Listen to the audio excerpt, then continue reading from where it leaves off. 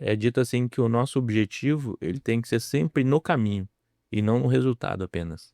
Que a gente sempre foca: "Não, vamos fazer isso, vai conquistar aquilo", né, o famoso planejamento estratégico, como as pessoas colocam em empresas, né.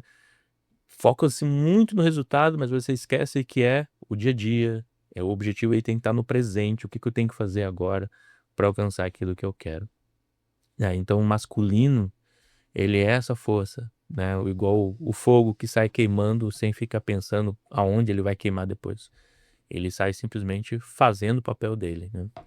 E essa força, assim, como que você agora me traz um pouco da referência do Fernando hoje, assim, como que você consegue olhar para sua história e entender que através dela você chegou até aqui? Como que você vê o Fernando hoje, o masculino que está presente em você hoje? Tá.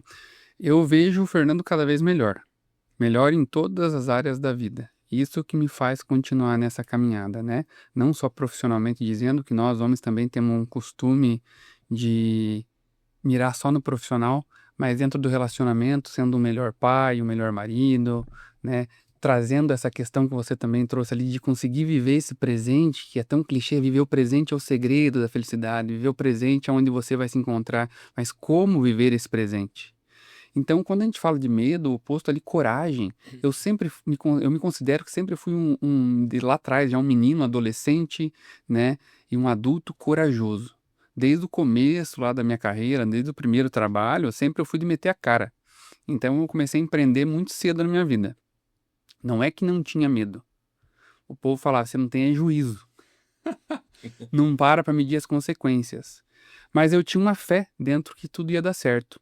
Eu sabia da minha capacidade e assim eu comecei então lá atrás, né, na área do empreendedorismo com carrinho de cachorro-quente para contar um pouquinho da minha história, né, para você entender como que eu cheguei até aqui. Comecei lá com carrinho de cachorro-quente, cheguei a trabalhar também numa multinacional na mesma época que tinha, inclusive, já esse carrinho de cachorro-quente como pequeno empreendedor.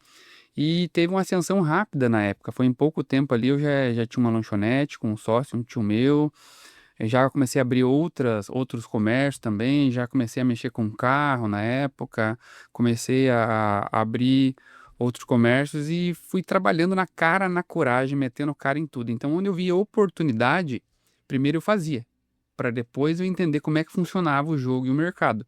E muitas vezes deu errado, muitas vezes deu errado. Por quê? Porque eu não tinha estratégia. Eu era um pouco inconsequente. Eu tinha muita coragem, muita vontade. Sempre fui um cara que procurou trabalhar da melhor maneira possível, honestamente. Então, tinha essa força de vontade, essa coragem, mas ao mesmo tempo faltava a estratégia de um adulto mais maduro, de um homem mais maduro. E eu paguei caro por isso, né? Foi em 2010, 2011, em 2010, 2011, eu considero que eu quebrei, financeiramente. Um negócio começou a dar mal, o outro começou também a ruir, um foi atrapalhando o outro e financeiramente eu parei de crescer e comecei a declinar. E isso, para nós homens, é horrível, cara. É o momento onde você perde o teu chão, fala, aí sim, ali veio o real medo, meu primeiro medo.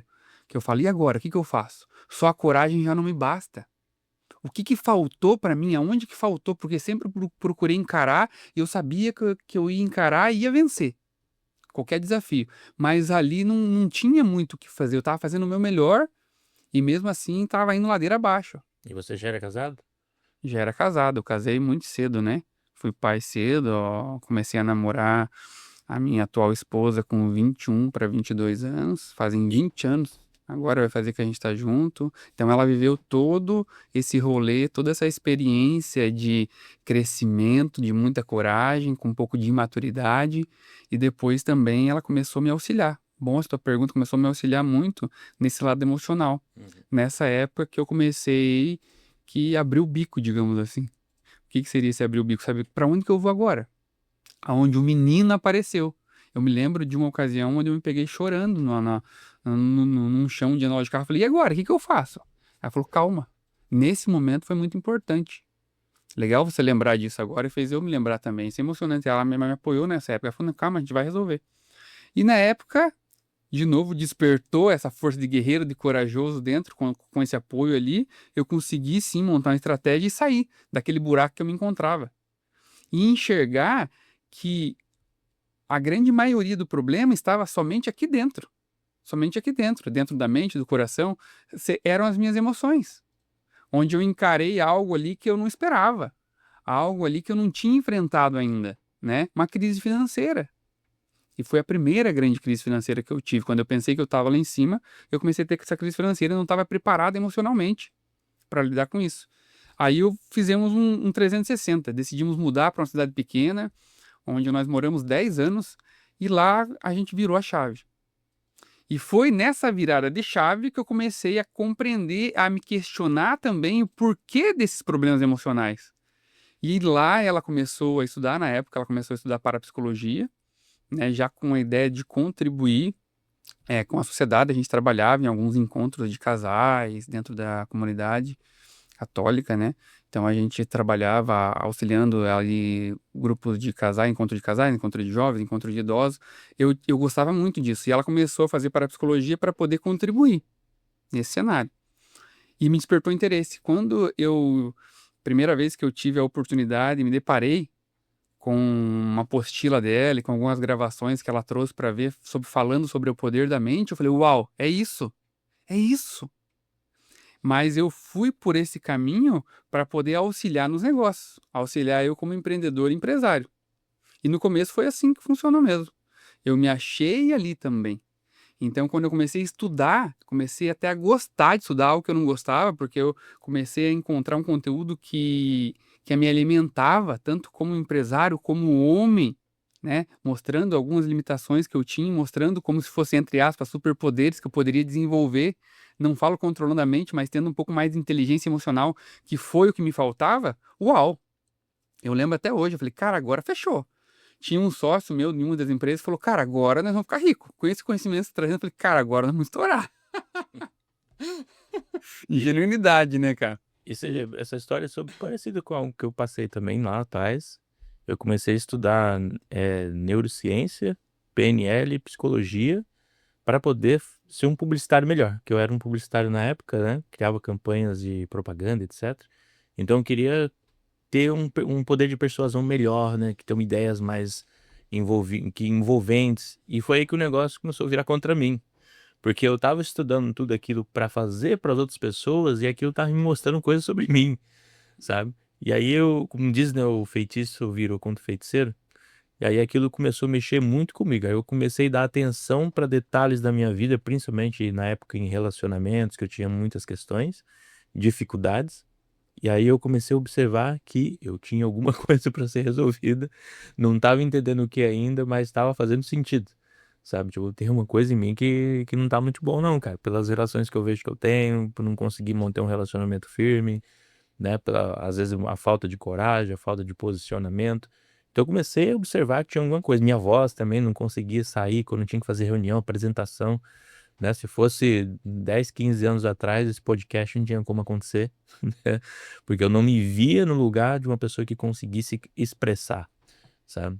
Por exemplo, participar de uma discussão era difícil para mim, né? Uma discussão onde eu defendo o que eu acredito e você tá aí defendendo o que você acredita, e ao mesmo tempo a gente conseguir falar sobre as nossas visões, respeitando o que você acredita e você conseguindo respeitar o que eu acredito, e mesmo assim mantendo firme, porque antes era tipo assim, uma disputa, né? Você tem que confiar ou acreditar no que eu falo e converter o outro, né, vamos dizer assim. Essa ideia de converter o outro, quando nós estamos numa discussão, era justamente a fraqueza da pessoa. Porque ela precisa ganhar. E ganhar significa converter você para o que eu acredito. E não é. É simplesmente você se manter na posição.